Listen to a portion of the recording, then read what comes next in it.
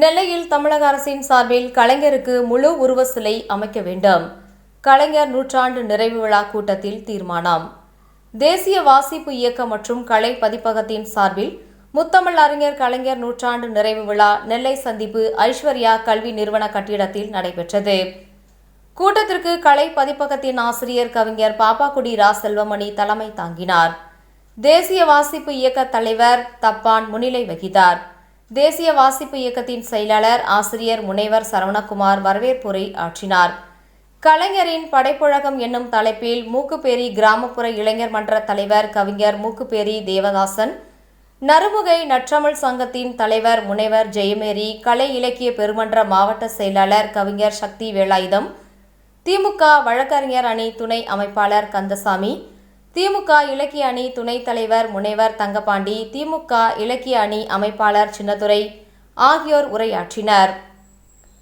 தமிழ் செம்மல் பாமணி கவிஞர் ஜெயபாலன், பேராசிரியர் முனைவர் ஹரிகரன், திமுக மகளிர் தொண்டர் அணி துணை அமைப்பாளர் ஜோதிபிரியா, கவிஞர் கோதை மாறன், எழுத்தாளர் வள்ளி சேர்மலிங்கம், திமுக மாநில பேச்சாளர் கவிஞர் மூர்த்தி, கவிஞர் காந்திமதி வேலன், இருளப்பன், கோபாலகிருஷ்ணன் ஆகியோர் வாழ்த்துரை வழங்கினார்கள். நிழல் இலக்கிய தளம் கவிஞர் பிரபு நிகழ்ச்சிகளை தொகுத்து வழங்கினார். மீனாட்சிபுரம் கிளை நூலகர் அகிலன் முத்துக்குமார் நன்றி உரை ஆற்றினார்.